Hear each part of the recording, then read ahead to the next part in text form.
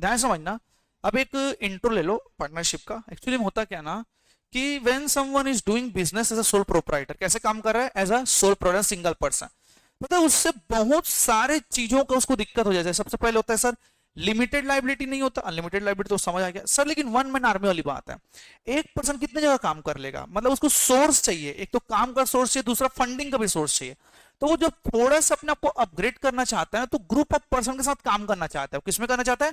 Group of person के साथ काम करना चाहता है, मतलब एसोसिएशन ऑफ पर्सन। जब एसोसिएशन ऑफ पर्सन मतलब दो और उससे ज्यादा पर्सन मिलके कोई एग्रीमेंट के थ्रू, किसके थ्रू? कोई एग्रीमेंट के थ्रू काम करते हैं, मतलब वो एग्रीमेंट बोलेंगे हम ये काम करेंगे, उसी को पार्टनरशिप बोला जाता है।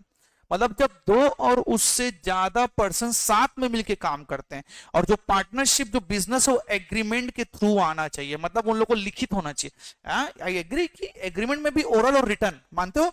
एग्रीमेंट ओरल भी हो सकता है, रिटर्न भी हो सकता है। तो आप लोग को एग्रीमेंट मतलब सहमति तो होनी ही चाहिए, ठीक है। और ध्यान समझना, उनको कोई ना कोई बिजनेस तो कैरी करना ही पड़ेगा, ये मैंने शुरू से समझाया था। सपोज एक पार्टनरशिप फर्म है, वो चैरिटी काम करना चाहता है, तो क्या कर सकता है? क्या कर सकता है? Answer is no, because sir must be organise to carry on some business, कुछ ना कुछ बिजनेस करना पड़ेगा। अच्छा एक बात बताओ, क्या सेक्शन 8 कंपनी चैरिटी काम करती है? यस। तो क्या सेक्शन 8 कंपनी का शेयर पार्टनरशिप फर्म खरीद सकता है? खरीद सकता है? सोचो। नहीं खरीद सकता। जो नहीं खरीद सकता वो लोग सुन लो भैया, वहां सेक्शन 8 में लास्ट लाइन लिखा हुआ है, partnership firm can become a member of section 8 company. ये चीज तुम लोग को ध्यान रखना है, समझ आया कि नहीं? खुद को चैरिटी काम नहीं करना, लेकिन जो चैरिटी काम करता है वहां इन्वेस्ट कर सकता है, कोई दिक्कत नहीं उसमें, समझ आया कि नहीं? और must B share profit of the business not the losses, समझ आया कि ना? प्रॉफिट को तो शेयर करना मस्ट है भैया, प्रॉफिट तो आप लोग को शेयर करना ही पड़ेगा। फिर must be carried on by all और any one of them acting for the all, या तो सब काम कर सकते हैं, उनको बिहाफ में कोई और काम कर सकते हैं। तो क्या बोलते हैं कॉन्सेप्ट को? बोलो। Mutual agency. क्या एलएलपी में म्यूचुअल एजेंसी होता है? एक बार बोलो, नहीं होता।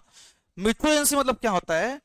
All partners are principals of other partners, मतलब एक पार्टनर जब एजेंट है तो दूसरा पार्टनर क्या कहलाएगा? प्रिंसिपल कहलाएगा, एंड वाइस वर्सा।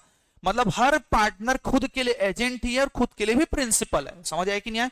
तो फिर से एक बार डेफिनेशन को पढ़ते, ध्यान दीजिएगा। डेफिनेशन ऑफ पार्टनरशिप हम क्या बोलता है? It is an association of two और मोर पर्सन। क्या है आप लोग का? एसोसिएशन ऑफ टू और more person must be result of an agreement inter into bye all person concern. आप लोग का पार्टनरशिप कहां से आना चाहिए? एग्रीमेंट से आना चाहिए, समझ आया कि नहीं है? और जितने भी पार्टनर्स हैं उस एग्रीमेंट में साइन करेंगे भैया, जितने भी पर्सन है, must be sign by the all partners. तीसरा क्या बोलता है? उन लोग को कोई ना कोई बिजनेस करना ही पड़ेगा। चौथा, प्रॉफिट को शेयर करना मस्ट है। लॉस जरूरी है क्या? नहीं, लॉस जरूरी नहीं है, लेकिन तुम लोग को प्रॉफिट शेयर करना पड़ेगा, कंपलसरी है, ठीक है।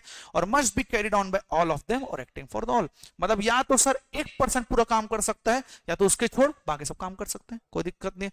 मतलब लेस्ट एग्जांपल, अगर मेरे पास एबीसी पार्टनर है, तीनों काम कर सकते हैं, ए भी कर सकता है, बी और सी भी कर सकते हैं, ए भी कर सकते हैं, कोई दिक्कत नहीं है। जरूरी नहीं कि तीनों के तीनों को काम करना है, यहाँ पास ये डेफिनेशन दिया गया।